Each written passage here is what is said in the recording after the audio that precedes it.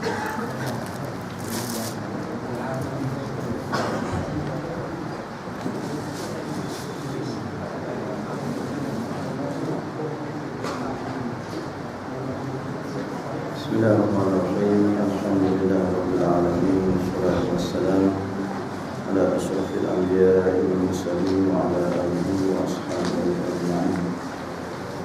Allahumma rabbi shrah li sadri wa yassir li amri wa hlul 'uqdatam min lisani yafqahu qawli. Subhanaka la 'ilma lana illa ma 'allamtana innaka antal 'alimul hakim. La haula wa la quwwata illa billahil 'aliyyil 'azim. اللهم افتح بيننا وبين قومنا بالحق أنت خير الفاتحين. اللهم اجعلنا ممن يستمعون القول ويتبعون أحسنه.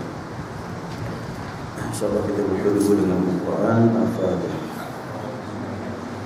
Alhamdulillahirabbil alamin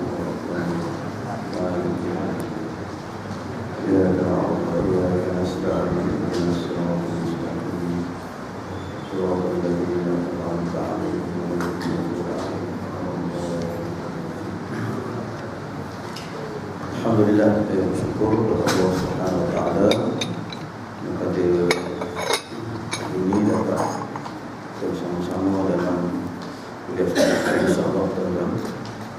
Pada pagi ini kita sambunglah sebagaimana biasa dalam kuliah kita.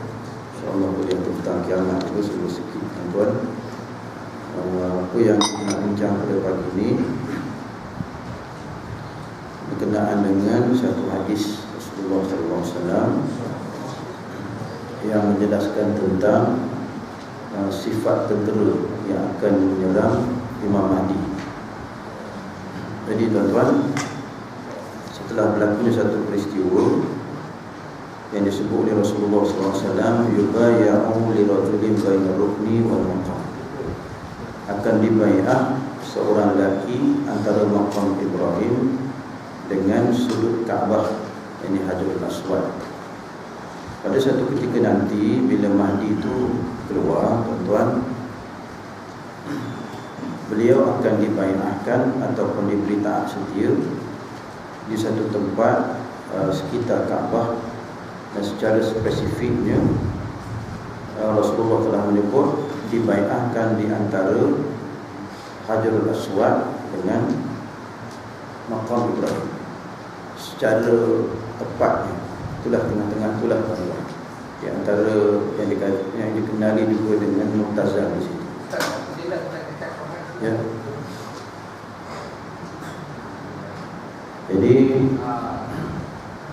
bila dibai'ahkan di situ Imam Mahdi, maka tuan-tuan bermulalah operasi Imam Mahdi untuk menghadiri ataupun melalui 7 peperangan sebenarnya.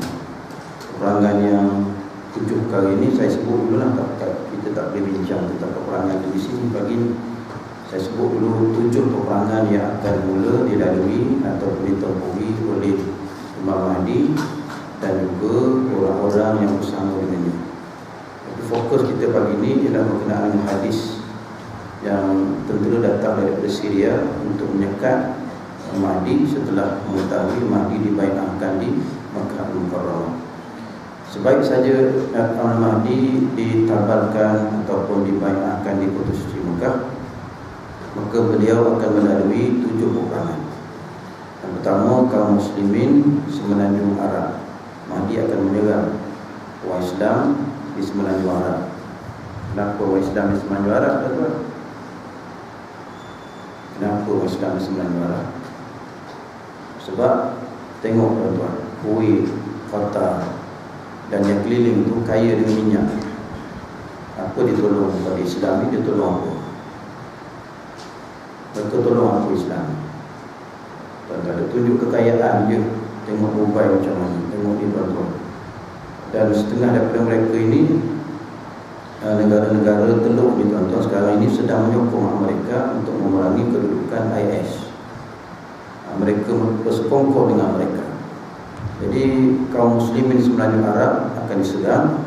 Dan kita pun telah jelaskan dalam kuliah yang lalu, bulan 9, bahawa akan berlaku peperangan di kota suci Mekah maka Mahdi akan memberhentikan peperangan itu serta-merta.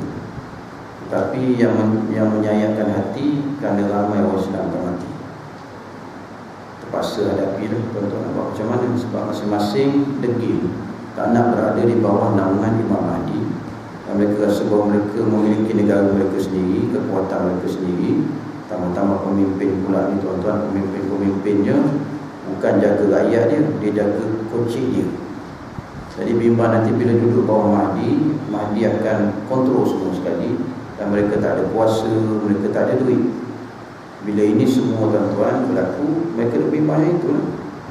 Duit aku ke mana nanti, kuasa aku ke mana nanti, ada bimbangnya itu. Kalau dulu berada di bawah naungan Imam Mahdi. Sekarang ni Saudi pun sama dah. Harta banyak tuan-tuan, duit banyak, berbilion-bilion sampai trilion harta ada tuan-tuan. Jadi saya duduk bawah Mahdi, nanti duit dapat kat Mahdi semua. Itu yang jadi mereka pun, Saudi pun di antara negara yang menyerang Imam Mahdi. Saudi itu sendiri di antara negara yang menyerang Imam Mahdi. Yang kedua, Mahdi akan menyerang satu pihak, satu puak yang sekarang ini kita hadapi masalah besar, yang kita tak dapat hadapi dia sejak 1400 tahun dulu dah dia wujud. Tuan-tuan, kita tak dapat hadapi dia, kita tak dapat basmi dia, kita tak dapat memberhentikan gerakan dia, iaitu kaum muslimin Syiah. Mahdi akan menyerang Syiah, tuan-tuan, kedudukan Syiah, terutama di Parsi. Mereka berada di Parsi, tuan-tuan, dan tempat-tempat lain. Sekarang ni dah ada empat negara dah lebih kurang mereka perintah. Parsi, Iraq tu 60% Syiah, tuan-tuan. Yang kedua, yang ketiga Parsi, Iraq, Syria sekarang, dan juga Yaman. Yaman sekarang ni Syiah telah perintah. Jadi memang kita tak boleh nak selesai masalah Syiah melainkan dengan cara peperangan saja. Itu saja caranya, tak ada cara lain. Kita nak dekat dia punya, kita nak sekat dia punya kefahaman Syiah, tak boleh. Tak boleh. Sekarang ni di tempat kita pun Syiahnya terlalu pesat perkembangannya sangat besar, sealiran dengan Wahabi itu sendiri. Wahabi itu sekarang nampak melampau.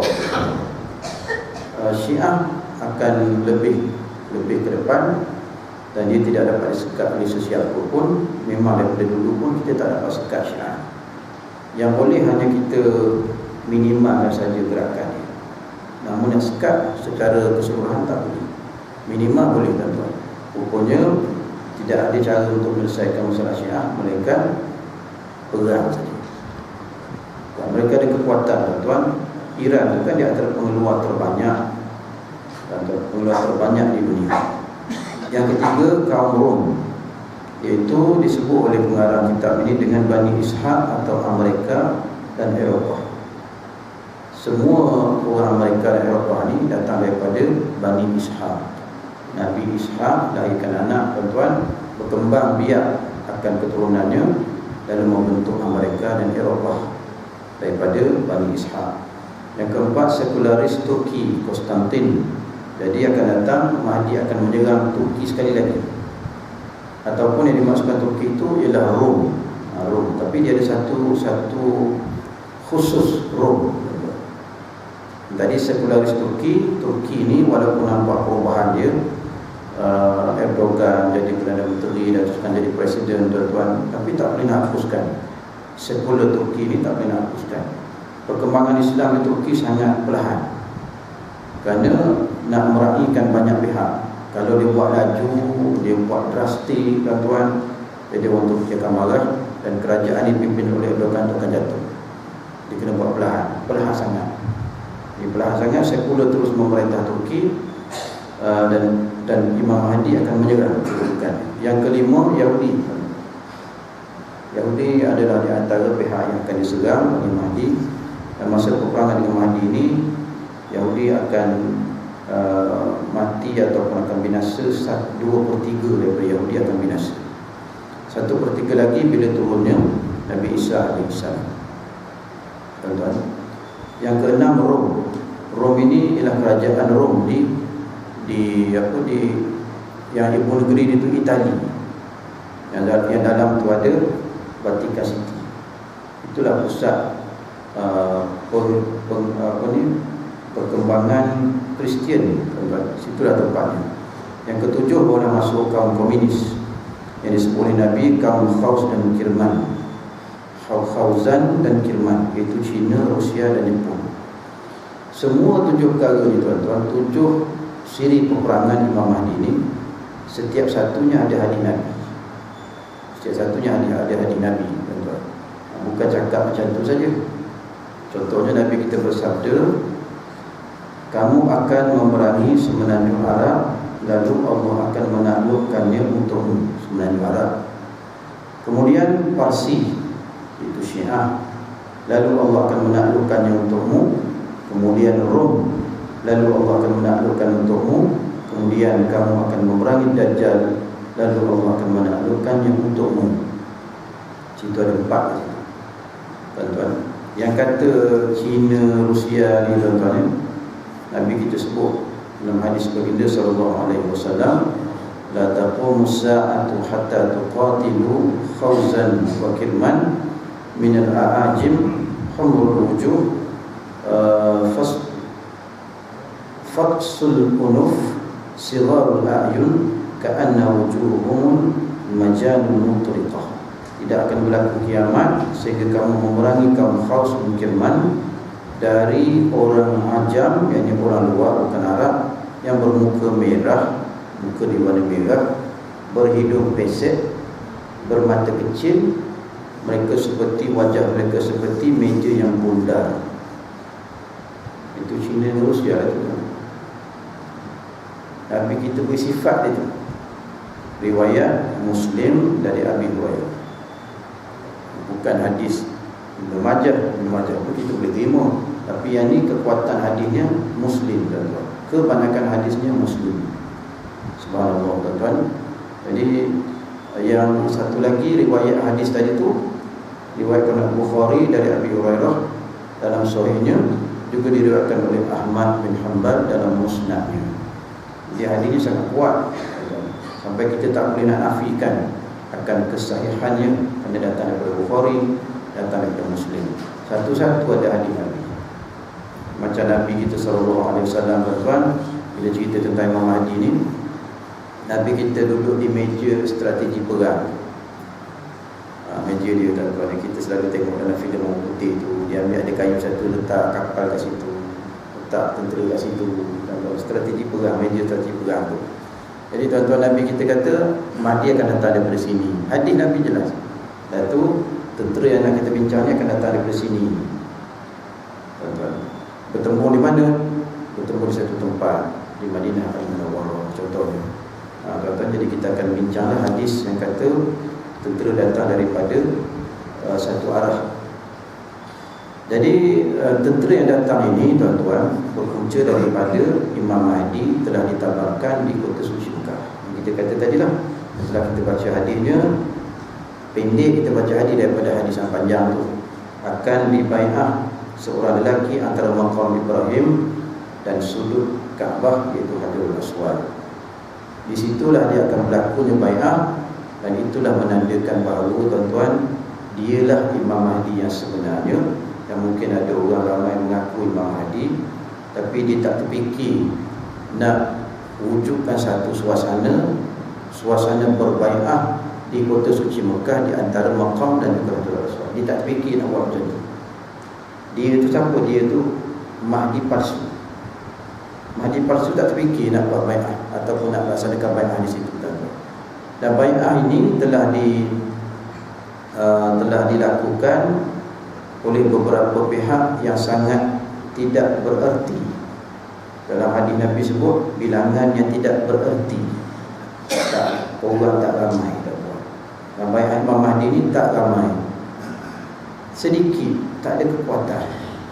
Mahdi berada di situ, tuan-tuan, dibayangkan oleh, ada riwayat kata 7 ulama, ada riwayat kata 7 negara, ada kata riwayat 7 benua, seumpamanya lah, tuan-tuan. Jadi dia ada dekat-dekat situ saja. Yang berbai'ah ini dekat-dekat situ, masih sekitar kota suci Mekah. Mungkin datang daripada Qatar, mungkin datang daripada Kuwait, mungkin datang daripada daripada Iraq. Sebab ada ulama membawa hadis bahawa akan dibai'ah akan Mahdi itu 7 orang yang masing-masing mewakili kelompok masing-masing ataupun negara masing-masing, tuan-tuan. Jadi yang dekat situ tu negara apa? Iraq dekat situ. 1, Syria dekat situ. 2, Jordan, Lebanon, Palestin, Libya, Mesir. Ada 7 lah tu. Jadi sekitar situ, tuan-tuan. Sekitar dekat Mesir tu kan di sempadan terusan Suez kat situ, tuan-tuan. Jordan pun dekat dengan Mekah. Syria pun dekat dengan Mekah. Iraq pun dekat dengan Mekah. Itulah di antara tempat-tempat di mana mereka akan hantar seorang ulama untuk mencari Imam Mahdi. 7 orang ulama ini datang tak berjanji. Tak ada hello kau datang bentar sekian, tak ada, tak berjanji. Mereka bertemu 7 orang ni di kota suci Mekah di sekitar Kaabah. Mereka pun bertemu berbual-bual, baru tahu kamu datang untuk apa, kamu datang untuk apa. Masing-masing mengatakan kami datang untuk mencari seorang pemimpin yang akan menjatuhkan Konstantinia. Masing-masing sebut benda tu. Itu yang disebut oleh hadis Nabi, kami datang untuk mencari seorang pemimpin yang akan menjatuhkan Konstantinia. Konstantinia ini ialah Rom. Konstantinia itu dia ada 2. Yang pertama Konstantinia Sughra, yang kedua Konstantinia Kubra. Satu Konstantinia besar, satu Konstantinia kecil. Yang kecil dah jatuh, iaitu Istanbul dah jatuh. Yang kedua yang besarnya ialah Konstantinia. Yang besar itu ialah Rom. Tuan-tuan, 7 orang ni akan berbai'ah. Masa itu bilangannya tak ramai, sehinggalah datang satu keadaan, tuan-tuan, setelah bai'ah itu maka keluarlah tentera. Nabi kita pun berikan kita satu hadis baginda sallallahu alaihi wasallam. Nabi kita bersabda, abitha Rasulullah sallallahu alaihi wasallam fi manamih. Faqulna ya Rasulullah, sana'ta syai'an fi manamika lam takun taf'alu. Qal al-ajabu anna nasan min ummati ya'umuna al-baita li rajulin min Quraishin qad laja'a bil bait hatta idza kanu bil baita khusifa bihim. Faqulna ya Rasulullah, inna at-tariqa qad yajma'u an-nas. Qala na'am, fihim al-mustabsir wal majbur wa ibn as-sabil yahlikuna mahlakan wahidan wa yasduruna masadir syatta yab'athuhumullah ala niyyatihim. Nabi kita bersabda, tuan-tuan, ketika satu hari Nabi kita tidur, tubuh Rasulullah tiba-tiba bergetar sallallahu alaihi wasallam. Lalu kami bertanya, mengapa engkau lakukan sesuatu yang belum pernah engkau lakukan wahai Rasulullah? Kenapa jadi macam ni ya Rasulullah? Sahabat Nabi tanya. Tengok badan kami, badan Nabi itu bergetar. Rasulullah SAW menjawab, akan terjadi suatu kehancuran, iaitu bahawa sekelompok orang dari umatku akan berangkat menuju ke Baitullah untuk memburu seorang lelaki Quraisy yang pergi bersembunyi di Kaabah, sehingga apabila orang-orang tersebut telah sampai di sebuah padang pasir Al-Baidah namanya, maka mereka ditelan bumi. Kemudian kami bertanya, bukankah di jalan pasir itu terdapat berbagai-bagai orang?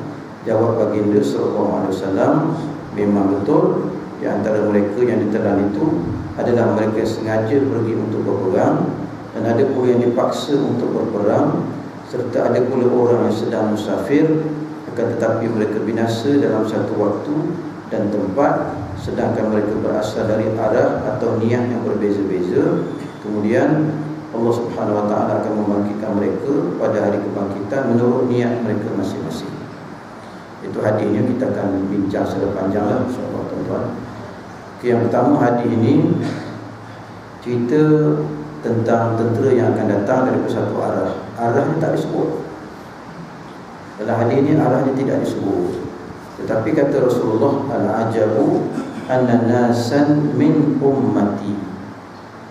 Pelik, kata Rasulullah, satu kelompok dari umatku keluar untuk pergi menyerang seorang lelaki yang bersembunyi di Baitullah Al-Haram, iaitu Imam Mahdi. Pelik, kata Nabi. kenapa ada umatku ini yang datang untuk menyekat Imam Mahdi.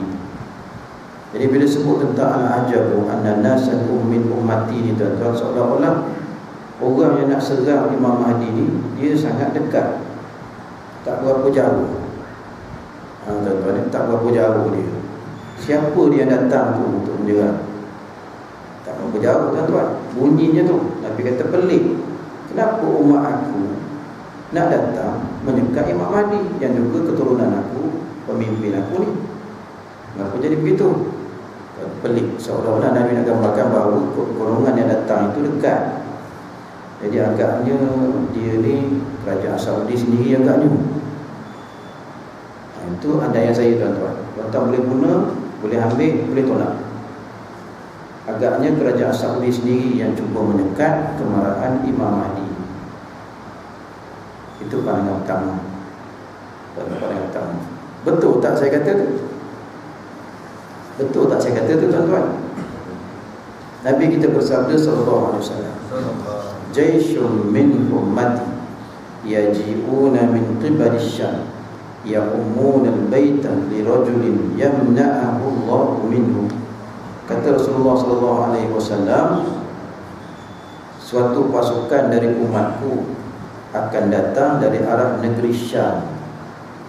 Jadi ada satu hadis Nabi lain bersabda, Nabi kita bersabda datang daripada arah negeri Syria, bukannya Arab Saudi.